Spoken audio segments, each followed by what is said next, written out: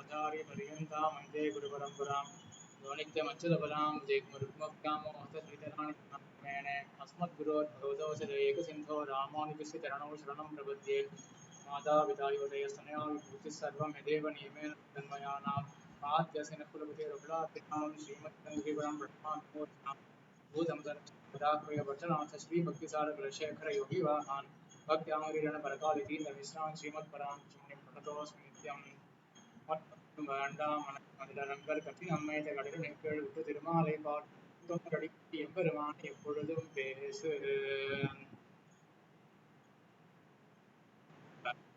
காலக்ஷேபத்துல அவதாரிக்கையினுடைய அவதாரிக்கை தொடக்கம் அவதாரிக்கை இந்த கிரந்தமானது எம்பெருமானுடைய திருநாம வைபவத்தை பிரகாசிக்கும். வைபவத்தை சொல்லணும். திருநாமம் சம்சாரி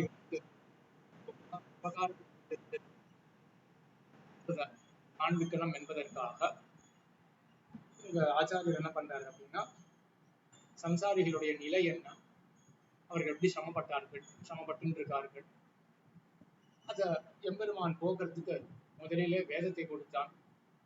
அந்த வேதமும் காரியகரமாக ஆகல. அதை கொண்டு சம்சாரிகள் ஞானத்தை பெறல. ஏன்? வேதமானது கஷ்டம். அதை வச்சு இந்த அர்த்தத்தை புரிஞ்சுக்கிறது சுலபம் கிடையாது. அதற்கு பிறகு எம்பெருமான் தானே அவதாரம் செய்தான். அந்த அவதாரமும் பயன் அளிக்கவில்லை. எம்பெருமானை யாரும் ஆசிரியிக்கல. அப்படி இருக்க என்ன பண்ணா எம்பெருமான், இவர்களை தன்னிடத்துல சேர்த்துக் கொள்ளணும் அப்படின்றதுக்காக ஆச்சாரிய உபதேசத்தால எம்பெருமான் தன்னை பத்தி அறிவித்தான். தான் நிருபாதிக சேஷி அப்படின்னு, இந்த ஆத்மா அவனுக்கு அனன்யார்க சேஷம்.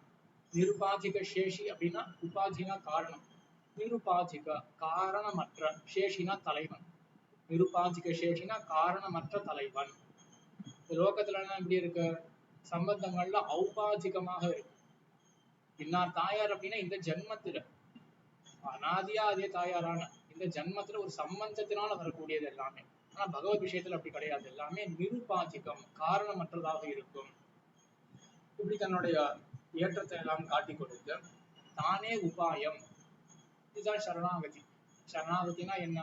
எம்பெருமானே உபாயம் அப்படின்றத நாம் ஏற்றுக்கொள்றோமே, அதுதான் சரணாகதி அப்படின்றது. இதெல்லாம் எம்பெருமான் காட்டி கொடுத்தான். ஆக சரணாகதி அப்படின்றது சுலபமான உபாயம். ஒன்னும் பண்ண வேண்டாம், பக்தியோகத்தை போல கஷ்டப்பட வேண்டாம். எம்பெருமானே நீயே உபாயம் அப்படின்னு ஒப்புக்கொண்டா போதும். அது சுலபமா முடிஞ்சிருக்கணும். ஆனால் அப்படின்னு மேல திருநாமத்தினுடைய ஏற்றம் சொல்றதுக்காக இந்த சரணாகதியும் காரியகரம் ஆகவில்லை. சரணாகதியை எம்பெருமான் காட்டி கொடுத்ததும் அது காரியத்தை ஏற்படுத்தவில்லை. என்ன காரியம்? சேத்தனன் எம்பெருமானை போய் அடையணும், அதான் காரியம். அந்த காரியம் எம்பெருமானுக்கு ஏற்படல. ஏன் அப்படின்றத மேல சாதிக்கிறார் ஆச்சாரிய பிரியாசன்களை சாதிக்கிறார். பக்தியினுடைய துஷ்கரத யோபாதி பிரபத்தி நிஷ்டா ஹேதுவான மகாவிஸ்வாசமும் சிலருக்கு கிட்டுகை அரிதாகையாக. பக்தியினுடைய துஷ்கரத யோபாதி, பக்தி அப்படின்னா துஷ்கரமா இருக்கு. துஷ்கரம் அப்படின்னா பண்றதுக்கு கஷ்டம், அதான் துஷ்கரம். பக்தி எப்படி துஷ்கரமாக இருக்கோ, ஓபாதி அப்படின்னு இருக்கு இல்லையா? துஷ்கரத்தை ஓபாதி அப்படின்னா ஓபாதினா அது போல அப்படின்னு அர்த்தம். பக்திக்கு எப்படி துஷ்கரத்தை, பக்தியானது எப்படி துஷ்கரமாக இருக்குமோ அப்படியே பிரபத்தி நிஷ்டா ஹேதுவான மகாவிஸ்வாசமும், பிரபத்தியில நிஷ்டை பெறணும், ஸ்திதி பெறணும். என்ன ஸ்திதி? எம்பெருமான் திருவடிகளை பற்றியாச்சுன்னா அதுல உறுதியோட இருக்கணும்.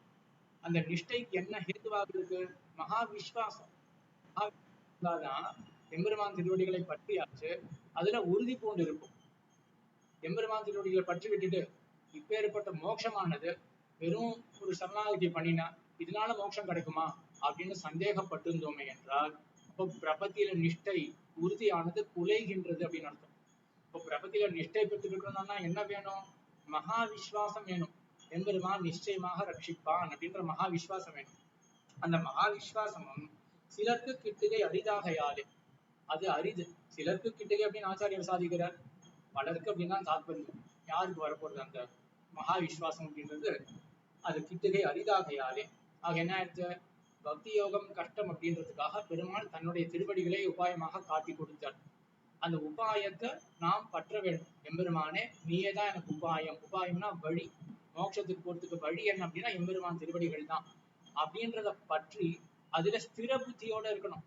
ஆனா அந்த ஸ்திர புத்தி வருது கஷ்டமாக இருக்கு, அப்ப சரணாகதியும் வேலை செய்யாது, அதுவும் காரியகரமாக ஆகாது என்று இதில் எளிய பூசினவர்களுக்கு, சரணாகதி அப்படின்றதுல எளிய பூசினவர்களுக்கு அதுல இறங்கறதுக்கு கூச்சம். சரணாகதி அப்படின்னு போயாச்சுன்னா அப்ப மகா விசுவாசத்தோட சந்தேகமே படாம எம்பெருமான் நிச்சயமாக தருவான் அப்படின்ற விசுவாசத்தோட அந்த சரணாகதி அப்படின்ற உபாயத்தை பற்றணும். அவ்வளவு விசுவாசம்னா எனக்கு இருக்கான்னு தெரியலையே அப்படின்னு பயந்துட்டு எம்பெருமான் திருவடிகளை பற்றாமல் இருந்தார்கள். இடிய கூசினவர்களுக்கு சர்வாதிகாரமான யாதிருச்சிக பகவன் நாம சங்கீர்த்தனமே சேத்தனனுடைய பாபத்தை போக்கி. அப்ப சரணாகதியும் பண்ண முடியாது அப்படின்னு இருக்கக்கூடிய சேத்தனர்களுக்கு இப்ப என்ன வருது அப்படின்னா எம்பெருமானுடைய திவ்ய திருநாமம் இருக்கு இல்லையா, அதுதான் உபாயமாக சொல்லப்படுகின்றது. பகவன் நாம சங்கீர்த்தனமே, அதுவும் எப்படிப்பட்டது, யாதிருச்சிகமாக எம்பெருமானுடைய திருநாமத்தை சொல்லணும் அப்படின்ற எண்ணம் கூட இல்லாம யாதிருச்சிகமாக எம்பெருமானுடைய திருநாமத்தை சொன்னாலே அது என்ன பண்றது, அந்த திருநாமம் சேத்தனருடைய பாப்பத்தை போக்கி, ஜீவாத்மாக்களுடைய பாப்பத்தை போக்குறது. சுகிருத அனுகூலமாக கர்மயோகாதிகளிலே மூட்டுதல். அந்தந்த ஜீவாத்மாவுக்குன்னு ஏதோ ஒரு புண்ணியம் இருக்குமா, ஏதோ ஒரு சுகிருத்தம் இருக்குமா, அந்த திருநாமம் என்ன பண்றதுன்னா அந்தந்த ஜீவாத்மாவனுடைய அதிகாரத்துக்கு தக்கவாறு கர்மயோகத்துல மூட்டுறது. இது அந்த திருநாமம் பண்ணும். நேர திருநாமம் மோட்சம் கொடுக்கும் அப்படின்றத மேல சொல்ல போறாரு. திருநாமம் மற்றது என்ன பண்ணும் அப்படின்னா கர்மயோகத்துல ஒரு யோகியை மூட்டும், கர்மயோகத்திலே மூட்டுதல். அதே போல பிரபத்தியிலே மூட்டுதல். முன்னாடி என்ன வருத்தப்பட்டாங்க ஜீவாத்மா, பிரபத்தியில போய் சேர்றதுக்கு எனக்கு அந்த அளவுக்கு விசுவாசம் இல்லையே அப்படின்னு வருத்தப்பட்டாங்க இல்லையா, அந்த ஜீவாத்மாவுக்கு என்ன பண்ணணும்னா இந்த திருநாம சங்கீர்த்தனமே விசுவாசத்தை உண்டுபடுத்தி அவனை பிரபத்தியிலே மூட்டுதல். விரோதியை போக்கி பிராப்தியத்தை பொருட்கைக்கு தானே நிர்வாகம் ஆதலாம்படியான வைபவத்தை உடைத்தாய்த்து திருநாமத்தினுடைய வைபவம் இருப்பது. திருநாமத்தினுடைய வைபவம் எப்படி இருக்குன்னா, இது கர்மயோகாதி உபாயங்களை அதிலே பற்ற வைக்கிறது இந்த ஜீவாத்மாவை. அப்படின்னா பிரபன்னனாகவே ஆக்கிறதுக்கு சக்தி படைக்கிறது இந்த திருநாமம். அவ்வளவு இதுக்கு திருநாமமே நேர மோட்சத்தையே கொடுக்கும் அப்படின்னும் திருநாமத்தினுடைய வைபவம் இருக்கு.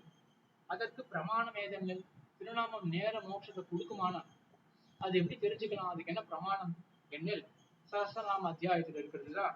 கிம் ஜபன் முக்கியதே ஜந்துகு ஜென்ம சம்சார பந்தனா என்றும். ஆதியில் என்ன கேள்வி இருக்கு, எத்தை ஜபம் செய்து கொண்டு சம்சாரமாகிற பந்தத்திலிருந்து ஜந்துக்கள்லாம் விடுபடுவார்கள் எந்த ஜபத்தினாலே, எந்த திருநாம ஜபத்தினாலே அப்படின்னு, எவனுடைய திருநாம ஜபத்தினாலே அப்படின்னு தான் இருக்கு.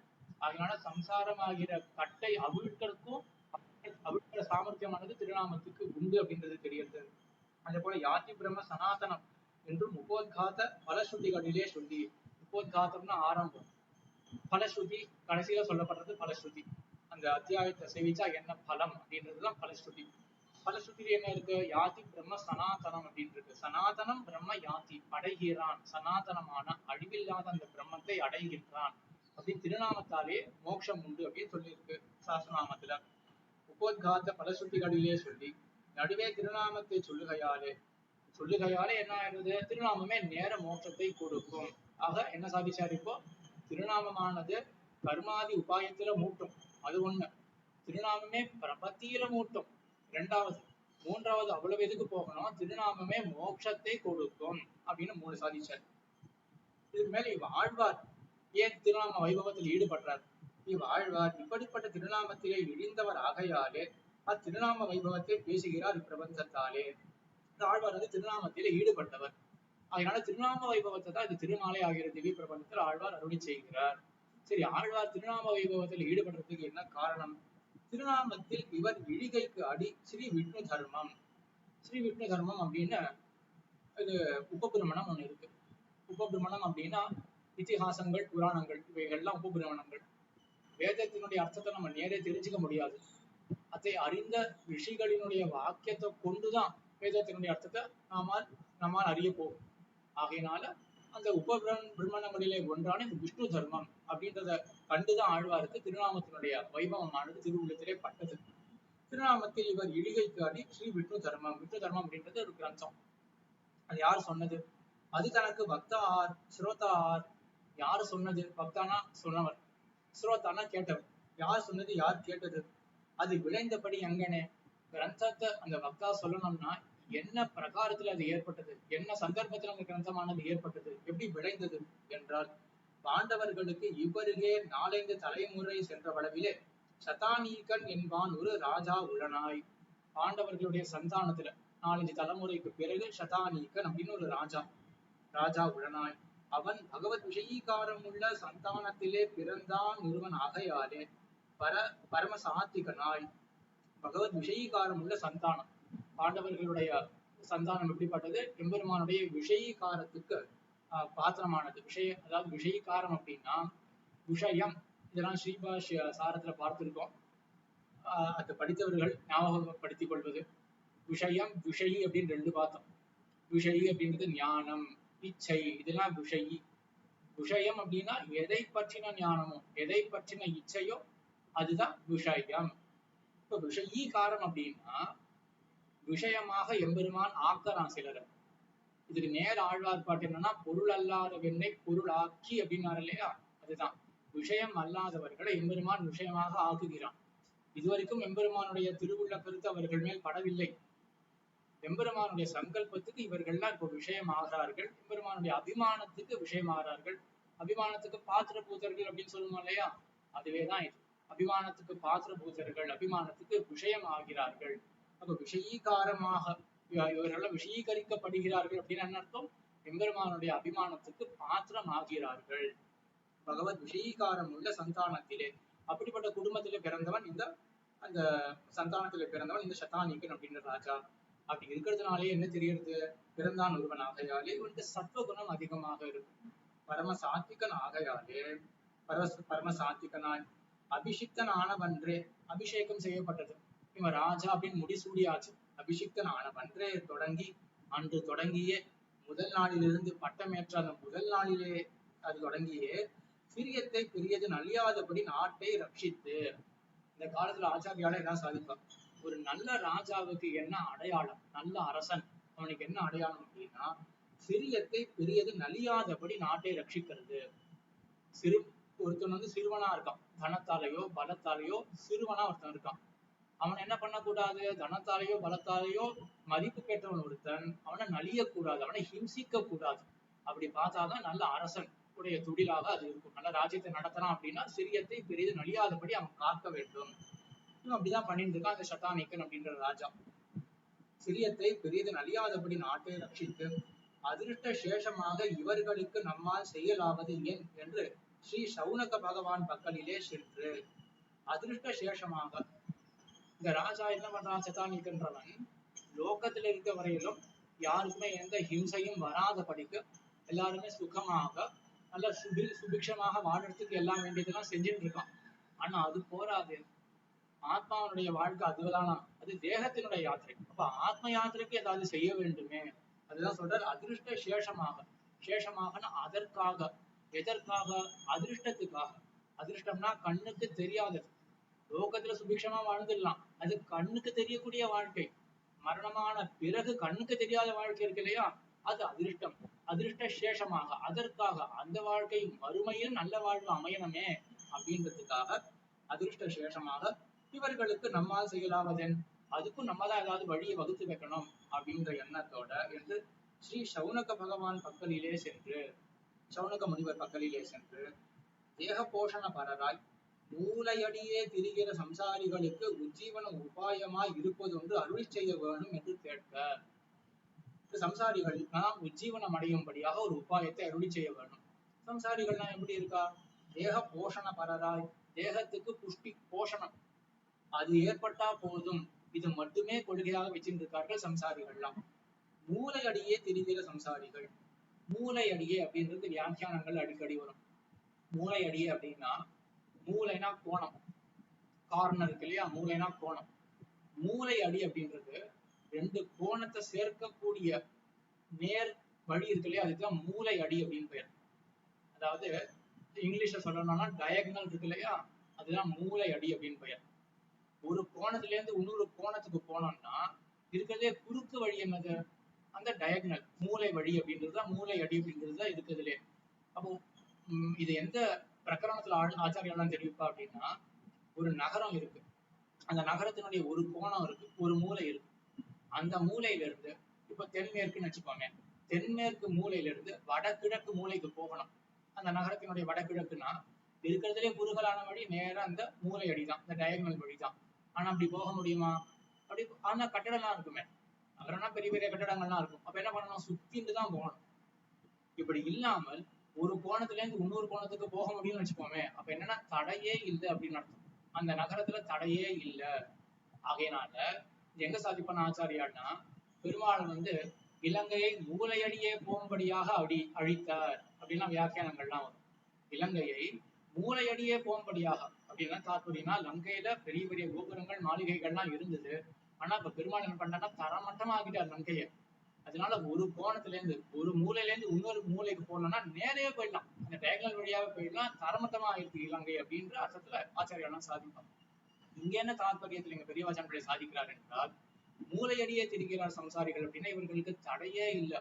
ஒரு கோணத்துல இன்னொரு கோணத்துக்கு போனோம்னா தடை இல்லாத போல என்ன எங்க ஆசை இருக்கோ அந்த ஆசையின் பின்னே போவார்களே ஒழிய, சாஸ்திரம் இப்படி சொல்லி இருக்கே கொஞ்சம் மீளலாமே, வரம்புகள்லாம் இருக்கே கடைபிடிக்கலாமே, ஒரு தடையும் கிடையாது. மூலையடியே திரிகிற சம்சாரிகள்.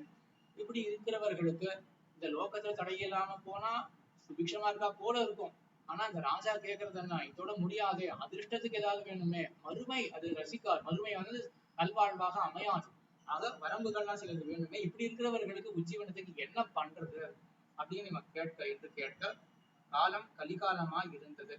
பாப பிராச்சுரியத்தாலே வேறொன்றுக்கு அதிகாரிகள் இல்லை.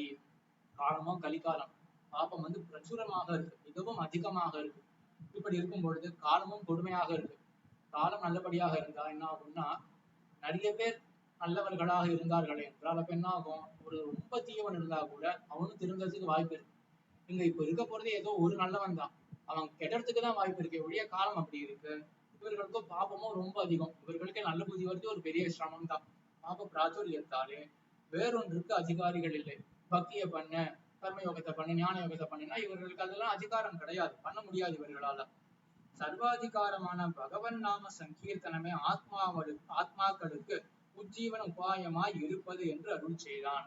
ஆக சௌனக பகவான் என்ன பண்ணார் அப்படின்னா, சர்வாதிகாரமான எல்லாராலும் கடைபிடிக்கத்தக்க, எல்லாராலும் முடியக்கூடிய ஒரு விஷயம், சக்கியமான, தங்களுடைய சக்திக்கு ஏற்ப செய்யக்கூடிய ஒரு விஷயமான என்னது அப்படின்னா பகவன் நாம சங்கீர்த்தனம். அதுதான் எல்லா ஆத்மாக்களுக்கும் உஜ்ஜீவன உபாயமா இருந்தது என்று சௌனக பகவான் பதில் சொன்னார். அங்கு ஸ்ரீ சௌனக பகவான் பக்தா, சதானீகன் ஸ்ரோதா. இங்கு ஆழ்வார் பக்தா, பெரிய பெருமாள் ஸ்ரோதா. ஆக என்ன கட்டத்துல இருக்கோம்? இப்போ தொண்டரடிப்பொடி ஆழ்வார் திருநாம வைபவத்தை அருளி செய்கிறாரே, அதுக்கு பிரமாணம் என்ன? எதை கொண்டு திருநாமத்தினுடைய வைபவத்தை ஆழ்வார் அறிந்து கொண்டார் என்றால், விஷ்ணு தர்மம் அப்படின்ற கிரந்தத்தில் இருக்கக்கூடிய வைபவத்தை கண்டு ஆழ்வார் திருநாம வைபவத்தில் ஈடுபட்டார் அப்படின்றது. அது சொன்ன பிறகு அந்த விஷ்ணு தர்மத்தை சொன்னது ஒரு முனிவர், கேட்டவன் ராஜா. அப்படிப்பட்ட பிரபந்தமாக அது அமைந்தது விஷ்ணு தர்மம் அப்படிங்கிற பிரபந்தம். இந்த பிரபந்தத்துக்கு வக்தா யாரு, ஸ்ரோதா யாரு? தொண்டரடிப்பொடி ஆழ்வார் தான் சொல்ற மாதிரி வக்தா, பெரிய பெருமாள் ஸ்ரோதா அப்படின்னு சொன்னார். மத்த யாரும் சந்தேகத்தோட ஆழ்வார் இடத்துல கேட்டு ஆழ்வார் சந்தேகத்தை தெரிவிக்கல, அப்படி பண்ணலைங்க. பெரிய பெருமாள் ஸ்ரோதா அப்படின்னு சொன்னார். இங்க ஆழ்வார் பக்தா, பெரிய பெருமாள் ஸ்ரோதா. அங்கு அஜ்ஞாத பிரஷ்னம், அங்க தெரியாதவன் சதானீகன் அப்படின்ற அரசன், அவனுக்கு புரியல. மக்களுக்கு நல்லது பண்ணணும் அப்படின்றது மட்டும் தெரியறது ஒழிய என்ன வழி அப்படின்னு தெரியல. தெரியாதவன் போய் கேட்டான், தெரிந்த முனிவர் பதில் சொன்னார். அது சரி. இங்க ஞாத்த பிரஷ்னம், இங்க தெரிஞ்சவர் தான் பெரிய பெருமாள். அவர் கேட்கிறார். இதுல இருந்து என்ன தெரியுது அப்படின்னா, பெருமாள் கேட்டு ஆழ்வார் பதில் சொல்றதாக ஆச்சாரியர்களுடைய திருவள்ளம் அப்படின்றது தெரிகிறது. இங்க ஞாத்தாவானவர் பிரஷ்னம் பண்றார். ஞாத்தம் பிரஷ்ன விஷயம் ஆவாமியன். இப்போ இவர் ஞாத்தாவா இருக்கார் பெரிய பெருமாள். அதனால ஒரு விஷயம் ஏற்கனவே தெரியும், தெரிஞ்ச விஷயத்த கேட்கலாமா? ஞாத்தம் பிரஷ்ன விஷயம் ஆவானன், தெரிஞ்சது. ஞாத்தம்னா தெரிஞ்சது, பிரஷ்ன விஷயம்னா அது கேட்கப்படலாமா? பிரஷ்ன விஷயம் ஆவானியன், எதுக்காக அதை போய் கேட்கலாம்? எண்ணில் கிம் ரிஷ்டம் சுதவச்சனம் என்கிறபடியே ஆழ்வார் வாயாலே திருநாம வைபவத்தை அருளி செய்ய கேட்கையில் உண்டான பிரீத்தியாலே கிம் ரிஷ்டம் சுதவச்சனம் அப்படின்ற ஒரு பிரமாணத்தை ஆச்சாரியர் எழுதுகிறார். கிம் ரிஷ்டம் சுதவச்சனம் புனரபி மிருஷ்டம் ததேவ சுதவச்சனம் மிருஷ்டாதபி மிருஷ்டதரம் ததேவ பரிபக்வம் சுதவச்சனம். கிம் மிருஷ்டம், இருக்கிறதுல இனியதானது எது? தன்னுடைய பிள்ளையினுடைய வச்சனம் தான். இந்த மடலை சொல் இருக்கு இல்லையா, அதுதான் இருக்கிறதுல இனியதானது அப்படின்னு சொல்லிட்டு, சரி அதற்கு மேல் இனியது எது? அதுவேதான். அதுக்கு மேல இனியது வேற ஒண்ணுமே கிடையாது, அதுவேதான். அப்படிதானா? வேற ஒண்ணுமே இனியது கிடையாதா அப்படின்னா, சரி ஒண்ணு வேணா சொல்றேன். ததேவ பரிபக்வம் சுகவசனம். அந்த மடலை சொல்லே கொஞ்சம் பரிபக்குவமாகி இந்த ஞானத்துடன் கூடி இருந்ததா இருந்ததுன்னா அது வேணா அதிகமான இனிமையா சொல்லுவேனே முடியா, மத்தது ஒண்ணுமே இனிமை கிடையாது அப்படின்னு யாரும் சொல்லி வச்சிருக்காங்க. அந்த மாதிரி கவிதைகள்லாம் பாடி வச்சிருக்காங்க.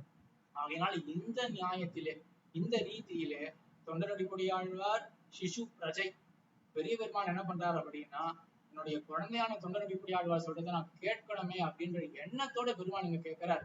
தெரிஞ்சதை கேட்கலாமா அப்படின்ற கேள்வி இங்க வராது. அதனால நிருஷ்டம் சுதவசனம் என்கிறபடியே ஆழ்வார் வாயாலே திருநாம வைபவத்தை அருளி செய்ய கேட்கையில் உண்டான பிரீத்தியாலே, பிரீத்தியால கேட்கிறார், தெரியலன்னு கேட்கிறார், பிரீத்தியால கேட்கிறார் பெரிய பெருமாள். இன்னமும் இவ்வாழ்வாருக்கு பகவத் விஷயத்தை பிரகாசிப்பிக்கிற ஸ்ருதிகளிலும் வேத உபபிரமணம் பண்ணின ரிஷிகளிலும் அல்லாத ஆழ்வார்களிலும் நெடுவாசி உண்டு. இது வரைக்கும் என்ன சாதிச்சார்னா, அவதாரிகை அப்படின்ற கட்டத்திலேயே 3 வைலட்சண்யம் சொல்லப்படும் அப்படின்றது பார்த்தோம். பிரபந்த வைலட்சண்யம், விஷய வைலட்சண்யம், வக்ர வைலட்சண்யம். பிரபந்தத்துல சொல்லப்படுற விஷயம் அதனுடைய ஏற்றம், அதான் விஷய வைலட்சண்யம். இங்க பிரபந்தத்துக்கு விஷயம் என்ன? திருநாமம் அப்படின்றது விஷயம், பெரிய பெருமாளே விஷயம். அந்த பெரிய பெருமாள் ஆகிய விஷயத்தை பத்தி மேல சொல்ல சாதிக்க போற பெரியவாச்சன் பிள்ளை. இதுவரையிலும் திருநாமத்தை விஷயமாக கொண்ட இந்த பிரபந்தம் அந்த திருநாமம் ஆகிய விஷயத்தினுடைய ஏற்றத்தை எல்லாம் சொல்லிட்டு வந்தார். அதுக்கப்புறம் இன்னும் மீதி 2 இருக்கு. வக்ர வைலட்சண்யம் இருக்கு, அதே போல பிரபந்த வைலட்சண்யம். விஷய வைலட்சணம் சொல்லி முடிச்சாச்சு, அடுத்தது வக்ர வைலட்சண்யம், பிரபந்த வைலட்சண்யம் சொல்லணும். சொன்ன தொண்டரடிப்பொடியாழ்வாருடைய ஏற்றம் என்ன, பிரபந்தத்தினுடைய ஏற்றம் என்ன அப்படின்ற விஷயத்த மேல சாதிக்கிறார். இன்னமும் இவ்வாழ்வாருக்கு, இப்ப ஆழ்வாருக்குன்னு ஆரம்பிக்கிறதுனால ஆழ்வார், பிரபந்தத்தை சொன்ன ஆழ்வார், பக்தா அவருடைய ஏற்றம் சொல்லப்பட பொழுது மேல ஆழ்வாருக்கு பகவத் விஷயத்தை பிரகாசிப்பிக்கிற ஸ்ருதிகளிலும் வேதோபபிரமணம் பண்ணின ரிஷிகளிலும் அல்லாத ஆழ்வார்களிலும் நெடுவாசி உண்டு. மற்ற ஆழ்வார்களை காட்டிலும், வேதத்தை காட்டிலும் கூட ஆழ்வாருக்கு ஒரு ஏற்றம் உண்டு. எங்கனே எண்ணில், அது எப்படி சொல்லலாம்? எங்கனே எண்ணில் யதோவாயுமானி பூதானி இத்தியாதி வாக்கியங்களாலே ஜகத் ஜன்ம ஸ்திதி லய ஹேத்துவான ஜகத்காரண வஸ்துவை சொல்லி காரணந்து தியேயா என்கிறபடியே அதுவே உபாசியம் என்று இவ்வளவாலே ஜேய வஸ்துவை சொல்லி சத்து பிரம்மா, பிரம்ம ஆத்மா இத்தியாதி சாமானியவாச்சி சப்தங்களுக்கு விசேஷ ஆகாங்கை உண்டாகையாலே சிருஷ்டி வாக்கிய கதி சாமானிய நியாயத்தாலே ஏகோஹவை நாராயண ஆசீத் என்று விசேஷித்தது இவ்வளவாய்க்கு ஸ்ருதி சொல்லிற்று. ஸ்ருதியானது ரொம்ப அதிகமா சொல்லிடுது. வேதத்தை கொண்டு சடக்கென பரம்பொருள் என்ன அப்படின்றத புரிஞ்சுக்க முடியாது. ஏன்? எவ்வளவு படிகள் அதுல இருக்கு. வேதத்தினுடைய அர்த்தத்தை புரிஞ்சுக்கணும்னா இவ்வளவு படிகள் இருக்கு அப்படின்னு ஒவ்வொன்னா காட்டின்னு வர்றாரு. முதல்ல என்ன சாதிச்சார்? எதோவா இமானி பூதானி இத்தியாதி வாக்கியங்களாலே. இந்த வாக்கியம் என்ன சொல்றதுன்னா, எதிலிருந்து ஜகத்தானது உண்டாகிறதோ, எதனால் ஜகத்தானது ரட்சிக்கப்படுகின்றதோ, எதை அடைந்து லயஸ்தானமாக எதை அடையுமோ அது பிரம்மம். இத்தியாதி வாக்கியங்களாலே ஜெகத் ஜென்ம ஸ்திதி ஹேத்துவான ஜெகத்காரண வஸ்துவை சொல்லி, அப்ப ஜெகத்துக்கு காரணமாக இப்படி ஒரு வஸ்து இருக்கு, பிரம்மம் அப்படின்னு ஒண்ணு இருக்கு அப்படின்னு சொல்லியிருக்கு. அதுக்கப்புறம் காரணத்து ஜேயா என்கிறபடி அதுவே உபாசியம் என்று இப்பளவாலே ஜேய வஸ்துவை சொல்லி, அப்ப ஜகத்துக்கு எது காரணமோ அது தியானிக்கத்தக்கது. உபாசனம் பண்ணாதான் மோட்சம் போகணும். யார் உபாசனம் பண்றது? ஜகத்தினுடைய காரணத்தை உபாசனம் பண்ண வேண்டும் அப்படின்னு இவ்வளவு வேதம் சொல்லியாச்சு. சரி, இந்த ஜகத்தினுடைய காரணம் விசேஷமாக யாரு? பொதுவாக சொல்லியாச்சு, ஜகத்துக்கு காரணம் ஒண்ணு இருக்கு அப்படின்றது தெரிஞ்சு கொடுத்து, விசிஷ்ட யாரு, குறிப்பாக ஸ்பெசிபிக்கா யாரு அப்படின்றது இது வரைக்கும் வேதம் சொல்லல. அது சொல்றதுக்கு மற்ற படிகள்லாம் இருக்கு. என்ன பண்றது அப்படின்னா, அங்கங்க என்ன பண்றது வேதம், சத்து அதுதான் காரணம் அப்படின்னு சொல்றது. சத்து சத்து சத்து சிவையவ சதேவ சோமியம் அக்ர ஆசித் சாந்தோக்கிய உபனிஷத்து இந்த மாதிரி வாக்கியம் வருது. சத்தேதான் காரணம் அப்படின்ற வருது. அதே போல பிரம்மம் காரணம் அப்படின்னு சொல்ற இடங்களும் இருக்கு. ஆத்மாவா இதமேக்கம் அக்ர ஆசித் அப்படின்னு ஆத்மா மட்டும்தான் இருந்தது அந்த காலத்திலே. அப்ப ஆத்மாதான் லோகத்துக்கு காரணம். அப்ப சத்து என்ன, பிரம்மம் அப்படின்றது என்ன, அதே போல ஆத்மா என்னன்னா, இது 3 தான் இங்க பெரியவாச்சான் பிள்ளை எடுத்திருக்காரு. இன்னும் நிறைய இருக்கு. சத்து நச்சாசத்து சிவ ஏவ கேவலஹா அப்படின்னு இருக்கு. சிவன் தான் அந்த காலத்துல இருந்தார் அப்படின்னு இருக்கு. அதே போல இரண்ய கர்ப்ப சமவர்த்த தாகுரே அக்ரே, அந்த ஆதி காலத்திலே இரண்ய கர்ப்பம் தான் இருந்தான் அப்படின்னு இருக்கு. இவ்வளவு குழப்பங்களுக்கு இடம் கொடுக்கறது வேதமானது. அப்ப யார் தான் அந்த காலத்துல இருந்தது? ஆதி காலத்துல ஜகத்துக்கு காரணமாக இருந்தது ஆர் அப்படின்னு குறிப்பாக நம்ம தெரிஞ்சுக்கணும் இல்லையா? அதை தெரிஞ்சுக்காதபடிக்கு நிறைய ஒரு குழப்பங்களை ஏற்படுத்துறது வேதம். சரி, அப்போ யார் தான் எப்படி வேதத்தை கொண்டு எப்படி முடிவு பண்றது அப்படின்னா, நம்ம நிறைய நியாயங்களை அப்ளை பண்ணணும். இது சொல்லுவா இல்லையா, இந்த மீமாம்சா அப்படின்னு சொல்லுவார்கள். அந்த நியாயங்கள் எல்லாம் நம்ம பிரவர்த்தனம் பண்ண அப்ளை பண்ணாதான் நம்மளால தெரிஞ்சுக்க முடியும் வேதத்துடைய அர்த்தம் என்ன அப்படின்னு. இப்போ சத்து, பிரம்ம, ஆத்மா இத்தியாதி சாமானிய வாட்சி சப்தங்களுக்கு, சாமானிய வாட்சி சப்தங்கள், சாமானியம் அப்படின்னா பொதுவானது. சத்துன்னா என்ன அர்த்தம்? இருக்கிறது அப்படின்னு அர்த்தம். ஆதி காலத்திலே ஜகத்துக்கு காரணமாக எது இருந்தது அப்படின்னா சத்து, இருக்கிறது அப்படின்னு. இருக்கிறது எது? எல்லாம் தானே இருக்கிறது. வெறுமனே இருக்கிறதுன்னு சொன்னா யாருக்கு என்ன புரிய போறது? அதே போல பிரம்மம் தான் காரணம் அப்படின்னா பிரம்மம்னா என்ன அர்த்தம்? பெரியது அப்படின்னு அர்த்தம். பெரியதுன்னா எது? ஆகாசம் தான் பெருசு. எதுதான் பெரியது? இல்ல. அதனால பல பெரிய பொருட்கள் இருக்கிறதுனால குறிப்பாக சொல்ல வேண்டாமா, சாமானியமா சொன்னா என்ன புரியும் அப்படின்னு ஆயிடும். அதே போல ஆத்மா அப்படின்றது, ஆத்மான்னு என்ன? அறியக்கூடியது ஆத்மா. நம்ம எல்லாரும் அறிவாளிகள் தானே, எல்லாருமே ஆத்மாக்கள் தானே. அப்ப ஜெகத் காரணம் யார் அப்படின்னு குறிப்பிட்டு நம்மளால தெரிஞ்சுக்க முடியலையே. அப்ப சாமானிய சமாஜ சப்தங்களுக்கு விசேஷ ஆகாங்ஷை உண்டாக யாரு? விசேஷ ஆகாங்ஷைனா குறிப்பிட்டு தெரிஞ்சுக்கணும் அப்படின்ற ஆகாங்ஷைனா எதிர்பார்ப்பு. அந்த விசேஷம் யாரு, குறிப்பிட்டு தெரிவிக்கணுமே அப்படின்ற எதிர்பார்ப்பு இருக்கு இல்லையா, அது உண்டாக யாரு? சிருஷ்டி வாக்கிய கதிசாமானிய நியாயத்தாலே. இந்த கதிசாமானிய நியாயம் அப்படின்றது ஈக்ஷித் அதிகரணம் அப்படின்ற ஒரு அதிகரணம் ஸ்ரீபாஷத்துல. அது இந்த நியாயம் அப்படின்னா லாஜிக் அப்படின்னு சொல்றோம் இல்லையா, நம்ம பாஷையில லாஜிக்னு சொல்றதுதான் நியாயா அப்படின்னு அர்த்தம். இந்த கதிசாமானிய நியாயம் அப்படின்றது என்ன சொல்றதுன்னா, பல இடங்கள்ல ஜெகத்காரண வஸ்து ஒவ்வொரு விதமா சொன்னா கூட மொத்தமா சேர்த்து ஒரே அர்த்தத்தை தான் நம்ம வச்சுக்கணும். ஏன்னா ஜகத்துக்கு பல காரணங்கள் அல்ல அப்படின்னும் வேதம் ஒரே காரணவாதியா தான் வேதமானது இருக்கு. ஜகத்துக்கு ஒரே ஒருத்தன் தான் காரணம் அப்படின்னு. அப்ப அங்காங்கு பல பொருள்கள் சொல்லப்பட்டதே ஆகிலும் நம்ம என்ன பண்ணணும்னா அது உச்சிதமான என்னதும் ஒண்ணு தேர்ந்தெடுத்து அதுல மத்த எல்லாத்தையும் கொண்டு வந்துடணும். அதுதான் கதிசாமானிய நியாயம் அப்படின்றது. அந்த கதிசாமானிய நியாயத்தால் என்ன பண்றது அப்படின்னா, ஏகோகவை நாராயண ஆசீத் என்று விசேஷித்தது. அப்ப இந்த இடத்துல என்ன பண்ணிருக்குன்னா 20 இடங்கள்ல பல காரணங்களாக சொல்லியிருக்கு. ஒரு இடத்துல என்ன பண்றதுன்னா, ஏகோகவை நாராயண ஆசீத், நாராயணன் அன்று இருந்தான், பிரம்மா நேசானகா நேமேத்யாவா புத்திரின நக்ஷத்திரான் அப்படின்னு மற்ற பொருள்கள்லாம் இல்லை, நாராயணன் முருகனே இருந்தான். நாராயணன் இருந்தான் அப்படின்னு சொன்னா இது மேல ஒரு விசேஷ ஆகாங்ஷை அப்படின்றது கிடையாது. எந்த நாராயணன் அப்படி யாருமே கேட்க போறது கிடையாது இல்லையா, நாராயணன் இருந்தான் அப்படின்னு தெரிஞ்சு போயிடுது. அப்ப முன்னாடி சொன்ன சத்து, பிரம்மம், ஆத்மா அதெல்லாம் யாரு அப்படின்னா நாராயணன் தான் அப்படின்னு இந்த கதிசாமானிய நியாயத்தை கொண்டு எல்லாத்தையும் நாராயணன் இடத்துல கொண்டு வந்து சேர்க்கணும். அப்ப நாராயணன் தான் ஜெகத்துக்கு காரணம் அப்படின்னு இவ்வளவு வாய்த்து சுத்தி சொல்லிட்டு, இவ்வளவு சுத்தி சொல்லியிருக்கு அப்படின்னா இவ்வளவுதான் அப்படின்னு அர்த்தம் கிடையாது. இவ்வளவு சொல்லியிருக்கு சுத்தி, இவ்வளவு நம்ம படிக்கட்டை தாண்டினாதான் ஸ்ரீமன் நாராயணன் ஜெகத்துக்கு காரணம் அப்படின்றத புரிஞ்சு கொள்ள முடியும். அப்படிங்கிற சிரமம் வேதத்துக்கு இருக்கு. வேத உபபிரமணம் பண்ணின ரிஷிகள் அஜாயமானோ பகுதாமி ஜாயத்தே என்கிற சுத் உபபிரமணமான இதிகாச புராண முகத்தாலே திருவவதாரங்களை பிரகாசிப்பித்தார்கள். ரிஷிகள்லாம் என்ன பண்ணார்கள்? ரிஷிகளை காட்டிலும் ஆழ்வார்களுக்கு ஏற்றம், தொண்டர்க்கூடிய ஆழ்வாருக்கு ஒரு ஏற்றத்தை சொல்லியாகும். வேதத்தை காட்டிலும் ஆழ்வாருக்கு ஏற்றம் உண்டு. ஏன்னா வேதம் இவ்வளவு கஷ்டப்பட்டு நமக்கு தெரிவிக்கிறது விஷயத்த அது ஆழ்வார் சுலபமா தெரிவிக்க போறார். சரி, ரிஷிகளும் என்ன பண்ணினார்கள்? நமக்கு சுலபமான விஷயத்தை தானே கொடுத்தார்கள் அப்படின்னா அவர்களை காட்டிலும் ஆழ்வாருக்கு ஒரு ஏற்றத்தை சொல்லியாகணும். அதுக்கு முன்னாடி ரிஷிகள் என்ன பண்ணினார்கள்? ரிஷிகள்லாம் இந்த பரத்வத்துல மண்டி கிடக்காம என்ன பண்ணார்கள்? அஜாயமானோ பகுதாபி ஜாயத்தே, எம்பெருமான் பிறப்பில் அஜாயமானகா, அவனுக்கு பிறப்பே கிடையாது. பகுதா விஜாயத்தை, பலபடியாக பிறக்கிறான் அப்படின்னு வேதம் சொல்றது. பலபடியாக பிறத்தல் அப்படின்னா என்ன அர்த்தம்? இங்க அவதாரம் செய்கிறான் அப்படின்னு அர்த்தம். அவனுக்கு பிறவி கிடையாதுன்னா என்ன? நம்ம போல பிறவி கிடையாது. கர்மம் தூண்டு அவனுக்கு பிறவி கிடையாது. அவனுடைய இச்சையால, விருப்பத்தால பல அவதாரங்களை செய்கிறான் என்கிற ஸ்ருதி உபபிரமணமான இத்திஹாச புராண முகத்தாலே அந்த ஸ்ருதியை உபபிரமணம் பண்ணக்கூடிய, அந்த ஸ்ருதியினுடைய அர்த்தத்தை விளக்கக்கூடிய இதிகாச புராணங்கள்லாம் இப்ப எதுக்கு வந்திருக்கு? எம்பெருமானுடைய அவதாரத்தை விளக்கத்துக்காக வந்திருக்கு. திருவதாரங்களை பிரகாசிப்பித்தார்கள்.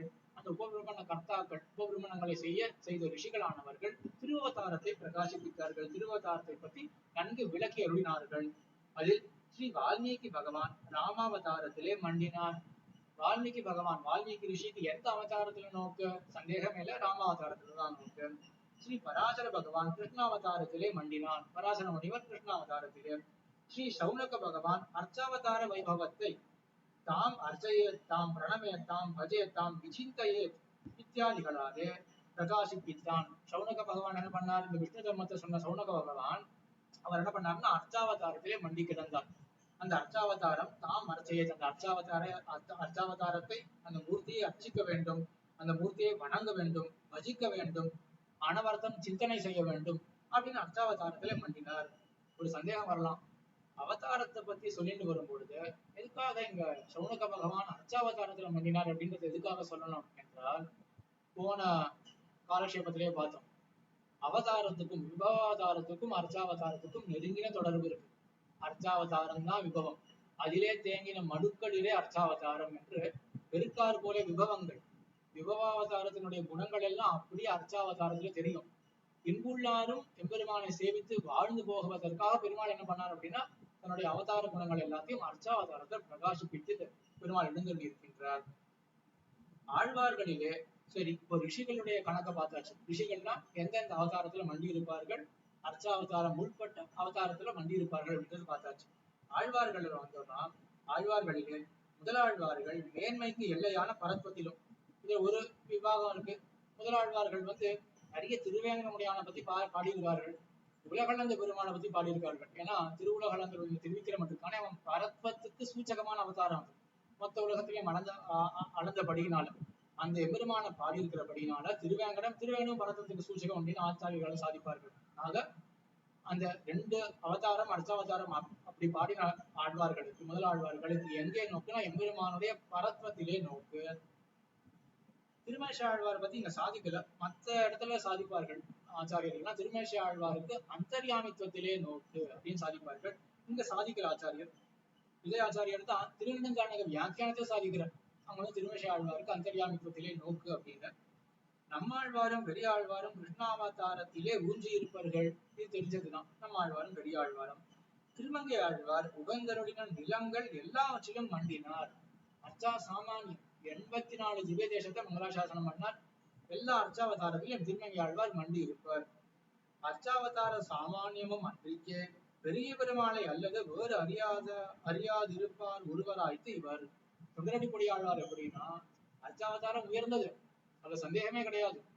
அதிலும் பெரிய பெருமாளிடத்துல மட்டுமே மண்டி இருக்கக்கூடிய ஒரு சுபாவத்தை பெற்றவர் தொண்டரடிப்பொடி ஆழ்வார். அர்ச்சாவதாரம் உயர்ந்ததுன்னா புரிஞ்சுக்க முடியாது. அர்ச்சாவதாரத்துக்கு என்ன உயர்த்தி? சௌலபியம் தான். இன்னைக்கு வேணா பெரிய பெருமாளை போய் சேவிக்கலாம், பெருமாள் என்ன பெருமாள் அங்க சன்னதி பெருமாள் இன்னைக்கு வேணா போய் சேவிக்கலாம்ன்ற சௌலபியம். இது எல்லா அர்ச்சாவதாரத்துக்கும் இருக்கக்கூடிய பொதுவான தர்மம். அர்ச்சாவதாரம் உயர்ந்ததுன்னா புரியாது மற்றதை காட்டிலும். அதுல என்ன விசிஷ்ய குறிப்பாக பெரிய பெருமாளை மட்டும்தான் பாடலாமா தொண்டரடிப்பொடி ஆழ்வார்? மத்தெல்லாம் பெருமாள் கிடையாதா? மத்தெல்லாம் அர்ச்சாவதாரம் கிடையாதா? பெரிய பெருமாளுக்கு என்ன விசேஷம் அப்படின்றத சாதிக்கிறார். அர்ச்சாவதார சாமானியத்தில் காட்டில், அர்ச்சாவதார சாமானியம்னா பொதுவாக அர்ச்சாவதாரத்தை காட்டிலும் கோயிலுக்கு ஏற்றம். கோயில்னா ஸ்ரீரங்கம், கோயில் திருமலை பெருமாள் கோயில், கோயில்னா ஸ்ரீரங்கம் அப்படின்னு அர்த்தம். பெருமாள் கோயில்னா காஞ்சிபுரம், திருமலையா திருவேங்கடம். கோயிலுக்கு ஏற்றம் எண்ணில் காவேரியானது பிரவாகமும் ஏகரூபமாய் ஸ்தலமும் அதுவாயிருக்க செய்து தீர்த்த விசேஷங்களிலே ரச விசேஷங்கள் உண்டாகிறா போலே. காவேரி ஒரே ஒரு காவேரி தான், பிரவாகம் ஒரே பிரவாகமா ஓடிட்டு இருக்கு காவேரியானது. ஸ்தலமும் அதுவா இருக்க செய்து ஒரே ஒரு ஊர், ஒரே ஒரு ஸ்தலம், ஒரே ஒரு ஊரு தான். தீர்த்த விசேஷங்களிலே, தீர்த்தம் அப்படின்றதுக்கு ரெண்டு அர்த்தம். ஜலம் இருக்கு இல்லையா, அதுக்கும் தீர்த்தம் அப்படின்னு பேரு. படித்துறை இருக்கேன், நம்ம இறங்கி தீர்த்தம் ஆடுறாங்க, படித்துறை, அதுக்கும் தீர்த்தம் அப்படின்னே பேரு. ஒரு தீர்த்தே ஸ்நாதி அப்படின்னு மீமாம்சா சாஸ்திரத்துல விசாரமே வரும். தீர்த்தம் அப்படின்னா படித்துறைக்கும் தீர்த்தம் அப்படின்னு பேர். இங்க என்ன சாதிக்கிறார்? தீர்த்த விசேஷங்களில ரச விசேஷங்கள் உண்டாகிறா போது அந்தந்த படித்துறைக்கு ஒரு ஏற்றம் இருக்கு. காவேரி ஒண்ணுதானே, ஊரும் ஒரே ஊர் தான். இந்த ஸ்ரீரங்கத்துல எடுத்துட்டோமேனாலே சில படித்துறையில காவேரி இன்னும் நல்லா தித்திப்பா இருக்குமா. மற்ற படித்துறைகளை இறங்குறத காட்டிலும் மற்ற இன்னொரு படித்துறையில இறங்கி தீர்த்தத்தை பானம் பண்ணோம்னாலும் அங்க தித்திப்பா இருக்கும் அப்படின்னு வியாக்கியானத்திலிருந்து தெரியுது, புத்தூர் சுவாமி வியாக்கியானத்திலிருந்து தெரியுது. ஆக இப்படி காவேரி ஏகரூபமா இருக்கு, இடமும் ஒன்னாகதான் இருக்கு. இருந்தாலும் அந்த படித்துறை வேறுபட்டதை என்றால் ரசம் அதிகமாக இருக்கு கம்மியா இருக்கு அப்படின்றது தெரியுது இல்லையா. கம்மியா இருக்கு அப்படின்றது வச்சுக்க வேண்டாம், ரசம் அதிகமா இருக்கு அப்படின்ற அம்சத்தை மட்டும் இப்ப வச்சுக்கோம். ரசம் அதிகமா இருக்கு அப்படின்றது தெரியுது இல்லையா. அதே போலதான் அர்ச்சாவதாரம் ஒண்ணுதான். அது பிரவாகமா வச்சுக்கோமே. ஸ்ரீவச்சன பூஷணத்துல விபவாவதாரத்தை பிரவாகமாக அருள் செய்தார். அதுல தேங்கின மடுக்கள் அர்ச்சாவதாரம் அப்படின்னு. இப்ப அர்ச்சாவதாரத்தை ஒரு பிரவாகமாக பார்ப்போமே. அர்ச்சாவதாரம் பிரவாகமாக எங்க பார்த்தாலும் தான் ஓடிட்டு இருக்கு. ஆனால் கோயில் ஸ்ரீரங்கம் அப்படின்ற படித்துறையில இறங்கினோம்னா இந்த ரசம் இன்னுமே அதிகரிக்கும் அப்படின்னு ஆச்சாரியர்களுக்கு தாற்பயம். போக்கியதா அதிசயத்தால் வந்த ஏற்றம் வேறொரு இடத்துக்கு இல்லை. அப்படி ஒரு போக்கியதா இந்த ஸ்ரீரங்கம் அப்படின்ற கோயிலுக்கு தான் இருக்கு. இந்த ஸ்ரீரங்கத்துல எப்படின்னா பெருமாள் ஏழுட்டார் 4 மணிக்கு எழுதுவார், காலங்காலத்தால எழுதுட்டார் அப்படின்னா ஊரே அப்படியே தப்பிச்சு போயிடும். அவ்வளவுதான். அதுக்கு மேல ஊர்ல ஒரு ஆக்டிவிட்டி நடக்காது. எந்த திருமாளிகள் ஏதாவது சேவை சாதனம் ஆனோம்னா பெருமாள் ஏழுறதுக்கு முன்னாடி ஆகணும். அதுக்கப்புறம் ஏதாவது பண்றதா இருந்தா பெருமாள் 10 மணிக்கு எழுதினார்னா அதுக்கப்புறம் தான் நடக்கும். இப்போ மொத்த ஊரே எப்படி இருக்குன்னா அந்த ஒரு நம்பெருமான உத்தேசிச்சுதான் மொத்த ஊரே வாழ்ந்துட்டு இருக்கு. ஸ்ரீரங்கத்துல இருந்துட்டு ஸ்ரீவைகுண்டத்துக்கு போனான்னா இந்த எக்ஸ்பீரியன்ஸ் அப்படின்னு கேட்கறா இல்லையா, உங்களுக்கு முன்னாடிதான் அனுபவம் இருக்கா அப்படின்னு. ஸ்ரீரங்கத்துல இருக்கவெல்லாம் சொல்லிடலாம், உங்களுக்கு ஸ்ரீவைகுண்ட அனுபவம் ஏற்கனவே இருக்கு.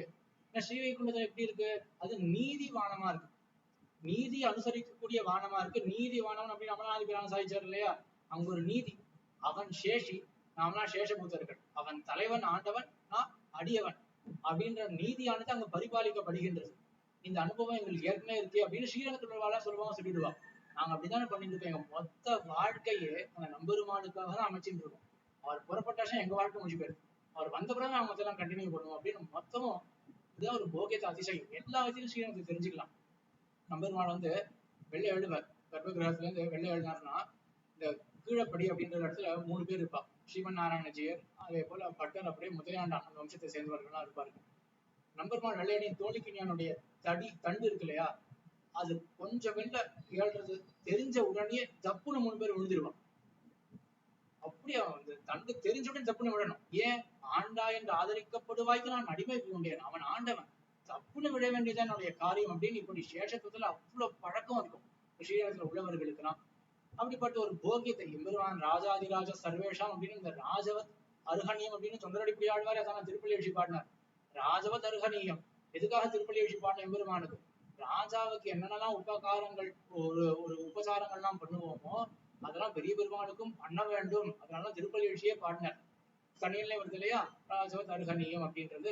அதனால இப்படி இந்த எம்பெருமானுடைய இந்த ராஜாதிராஜ சர்வேஷம் அப்படின்னு இந்த ராஜத்துவம் எல்லாம் பொடிய தெரியறது இந்த ஊர்ல தான்.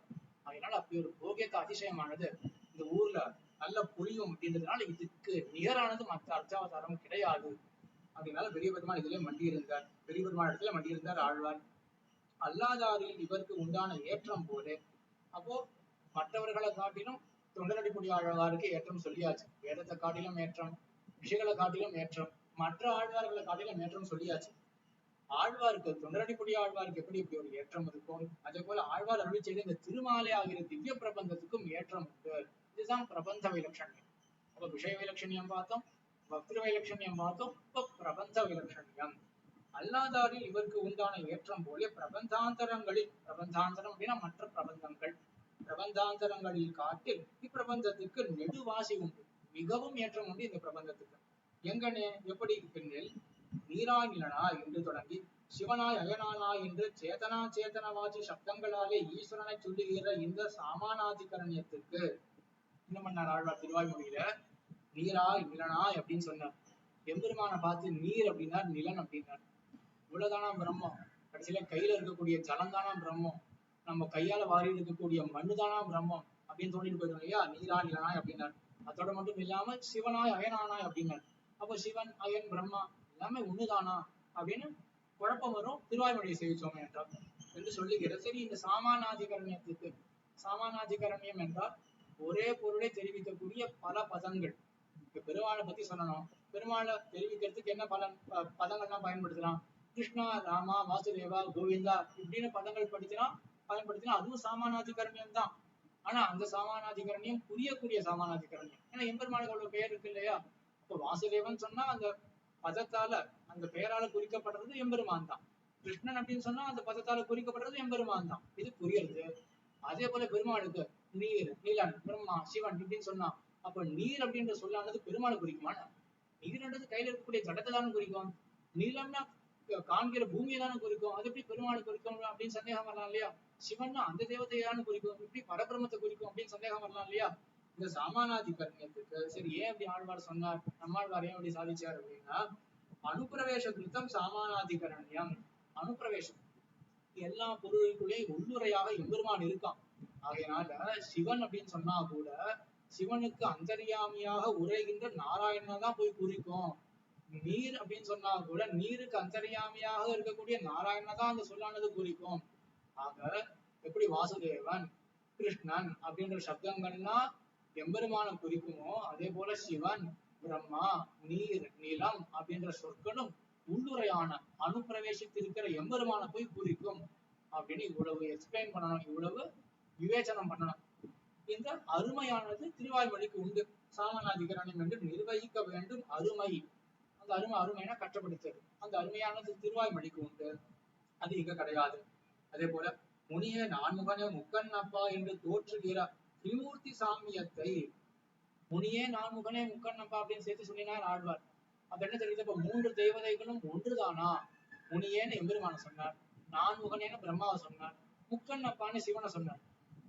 3 பதங்களை கொண்டு, அதுவும் யாரு ஒருத்தனே ஒருத்தனா விழிக்கிறார், முனியே அப்படின்னு கூப்பிடுறாரு. யாரு முனியன்னு கூப்பிடுறாரோ அவனையேதான் நான்முகனேன்னு கூப்பிடுறாரு. யாரு நான்முகனேன்னு கூப்பிடுறாரோ அவரையேதான் அவனையேதான் முக்கண்ணப்பான்னு கூப்பிடுறாரு. அப்ப திரிமூர்த்தி சாமியம் அப்படின்னு தானே தோன்றது. இதுக்கு என்ன நிர்வாகம், இது எப்படி நம்ம சேர்க்கிறது, எப்படி இந்த அர்த்தத்தை சொல்றது அப்படி நிர்வகிக்க வேண்டும் அருமை. அது என்ன பண்ணணும் அப்படின்னா, மத்திய விரிஞ்ச கிரிஷம் பிரதமாவதாரா அப்படின்னு இதுக்கு பட்டருடைய ஸ்லோகம் தான் இங்க பயன்படுத்த வேண்டியது. எதுக்காக எம்பெருமான 3 பேரோட இருவரும் மத்தியில எதுக்காக எம்பெருமான ஆழ்வார் விழிக்கிறார் அப்படின்னா, எம்பெருமான் அப்படி அவதாரம் பண்ணியிருக்கானே, அப்படி ராமனாகவும் கண்ணனாகவும் மனுஷர்கள் மத்தியில எப்படி எம்பெருமான் அவதாரம் பண்றானோ, அதே போல தேவர்கள் மத்தியில எம்பெருமான் விஷ்ணுவாக அவதாரம் பண்ணியிருக்கானே. ஆகையினால மற்ற தேவதைகளுடன் கூட சேர்ந்து ஆழ்வார் கூப்பிடுறார் இப்படின்னு மறுபடியும் நம்ம கொஞ்சம் யோசிச்சு அர்த்தத்தை கொண்டு வர வேண்டி இருக்கு. இந்த கஷ்டம் திருவாய்மொழியில இருக்கு. இன்னமும் சப்தத்தில் அருமையாலே சுவாசத்தை அறிகைக்கு அருமைப்பட வேண்டுதல் செய்யும் இக்குறைகள் ஒன்றுமின்றிக்கே இருக்கையும். மேல ஒரு குறை மற்ற திவ்ய பிரபந்தத்துக்கு இருக்கு. என்ன இருக்கு அப்படின்னா, சப்தத்தில் அருமையாலே சில பதங்களுக்கு எல்லாம் அர்த்தமே புரியாது. திருவாய்மொழியிலேயோ திருமொழியெல்லாம் எடுத்துட்டோம்னா சில பதங்களுக்கு எல்லாம் அர்த்தமே புரியாது. அந்த மாதிரி பதங்கள்லாம் திருமாலையெல்லாம் கிடையாது. அனுபவிக்கிற நமக்கே தெரியும். திருமாலை கொஞ்சம் தமிழ் தெரிஞ்சாலே திருமாலை படிச்சுட்டு போனாலே மேலெழுந்த வாரியாக என்ன அர்த்தம் அப்படின்றது புரியும். ஆக சப்தமே சுகரமாக ரொம்ப சுலபமான சப்தங்களை தான் ஆழ்வார் பயன்படுத்தி இருக்காரு. சரி, சப்தம் ரொம்ப சுலபமா இருக்கு அப்படின்னா, ராமன் காட்டுக்கு சென்றான், சப்தம் சுலபம் தான். இப்படிதான் திருமாலை இருக்குமா அப்படின்னா அப்படி கிடையாது. அர்த்தமும் ஆழமா இருக்கும் அப்படின்றதையும் தெரிவிச்சாகணும். வெறும் சப்தங்கள் சுலபமா இருக்கும் அப்படின்றது ஒரு ஏற்றமா இருக்காது. சப்தங்கள் சுலபமா இருக்கும். சப்தங்கள் சுலபமாக இருந்த பொழுதிலும் அர்த்தமானது மிகவும் ஆழமாக இருக்கும். அந்த அர்த்தத்தை தெரிவிக்கிறார். இன்னமும் கடல் வேறு ஆழமா இருக்க செய்தேயும் நீர் தெளிவாலே தரை தோற்றுமா போலே. கடலானது ரொம்பவே ஆழம், ஆனா அந்த நீரானது ரொம்ப தெளிஞ்சிருக்குன்னு வச்சுக்கோமே. கரையினுடைய அதாவது அந்த கடலினுடைய தரை இருக்கு இல்லையா, சீ பெட்டுன்னு சொல்லுவாங்க. கடலினுடைய தரை அதுவே தெரியுமா. அந்த நதியில நம்ம பார்க்கலாம், ரொம்ப தெளிவா நதி இருந்ததுன்னா அந்த நதியினுடைய தரையானது தெரியும். ஆக அப்ப ஆழம் இருக்கு. ஆழம் இருந்தா கூட சப்தமானது அப்படி ஒரு தெளிவாக இருக்கிறதுனால அர்த்தத்தினுடைய ஆழ தன்மை இருந்தா கூட அந்த அர்த்தங்கள் எல்லாமே தெரிவிக்கக்கூடியதாக இந்த சப்தமானது இருக்கு. அப்படிப்பட்ட ரொம்ப சுலபமான சப்தங்களை ஆழ்வார் பயன்படுத்தி இருக்கார். சப்தத்தின் செவ்வையாலே பிரமேயம் கனத்திருக்க செய்தேயும் உள்ளதடங்க தோற்றும்படி இருக்கை. இது ஒரு ஏற்றம் திருமாலிக்கு. அர்த்தங்கள்லாம் நிறைய பெரிய சாஸ்திரார்த்தங்கள்லாம் இறைச்சிருக்கார் ஆழ்வார் இந்த திருமாலின் திவ்ய பிரபந்தத்துல. அந்த சுலபமான சப்தங்கள்ல போட்டதுனால எல்லா அர்த்தமும் நமக்கு ஆழமான அர்த்தங்கள் கூட தெளிவாக புரிகிறது ஆழ்வாருடைய இந்த திவ்ய பிரபந்தத்துல. இன்னமும் பிரணவம் போலே சப்தம் அத்தியல்பமாய் அர்த்த கிரகணம் அரிதாய் இருத்தல். பிரணவம் என்ன, 3 எழுத்து, அதுக்குள்ள எல்லா அர்த்தங்களும் அடக்கம். எல்லா அர்த்தங்களும் அடக்கம் உண்மைதான். 3 எழுத்தை கொண்டு எப்படி எல்லா அர்த்தத்தையும் தெரிஞ்சுக்கிறது, அந்த சிரமம் பிரணவத்துல இருக்கு. பிரணவம் போலே சப்தம் அத்தியல்பமாய் வெறும் 3 எழுத்துக்கள் அல்பமான சப்தமா இருக்கு. அர்த்த கிரகணம் அரிதாய் இருக்கு. பிரணவத்தை கொண்டு நம்ம அர்த்தத்தை தெரிஞ்சுக்க முடியாது. மகாபாரதம் போலே பெருத்து தாத்பரியம் அறிய அரிதாய் இருத்தல். மகாபாரதம் சபாத லட்ச கிரந்தங்கள், அதாவது 1.25 லட்ச கிரந்தங்கள் கொண்டது, ஸ்லோகங்களை கொண்டது மகாபாரதம். பெருசாதான் இருக்கு. நல்லா ஆராய்ச்சி அர்த்தத்தை தெரிஞ்சுக்கலாம், அதுக்கு வாய்ப்பு இருக்கு. ஆனா அவ்வளவு ஸ்லோகங்கள் இருக்கிறதுனால என்ன அர்த்தத்துல இது நோக்காக இருக்கு அப்படின்னு புரிஞ்சுக்கிறது சிரமமாயிடும். ரொம்ப பெருசா இருந்தா எதுல நோக்கு இருக்கு அப்படின்னு தெரியாம போயிடும். மகாபாரதம் போலே பெருத்து நிறைய ஸ்லோகங்களை கொண்டிருக்கிறபடி கொண்டிருக்கு. தாத்பரியம் அரிதா இருத்தல். தாத்பரியம்னா நோக்கு, எதுல இந்த பிரபஞ்சத்துக்கு நோக்கு அப்படின்னு தெரியாமலே போயிடும். அரிதா இருத்தல். இவ்விரண்டு குறையும் இன்றைக்கு, இந்த ரெண்டு குறைகளும் திருமாலைக்கு கிடையாது. ஒரு சேத்தனையே என்ன குறை கிடையாது? 3 எழுத்துன்னு கிடையாது. இது வந்து 45 பாசுரம். அதனால ஓரளவுக்கு அதிகமா தான் இருக்கு பாசுரங்கள். அதுக்காக 1.25 லட்சம் ஸ்லோகங்கள்லாம் கிடையாது. அதனால தாத்பரியம் என்னது அப்படின்னு புரிஞ்சுக்கலாம்.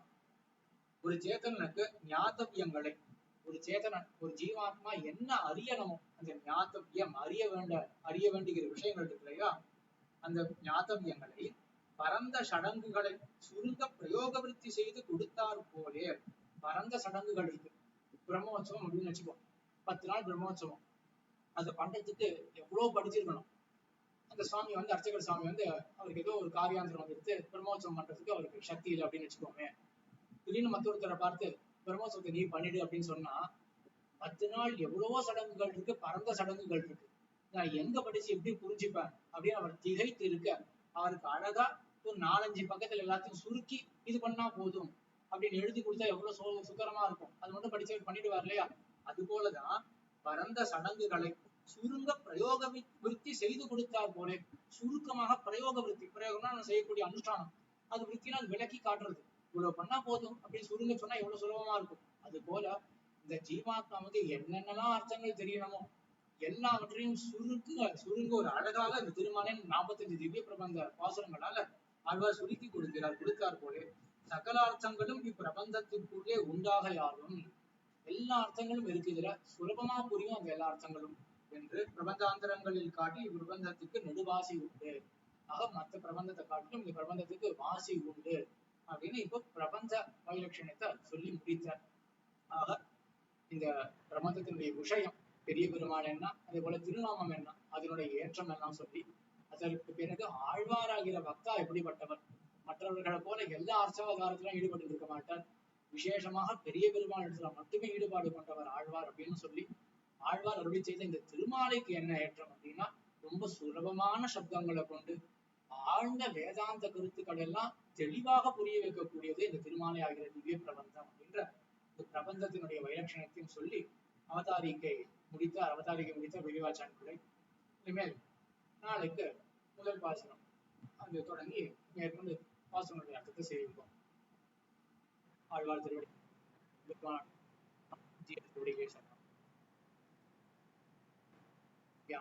ஏதாவது சந்தேகம்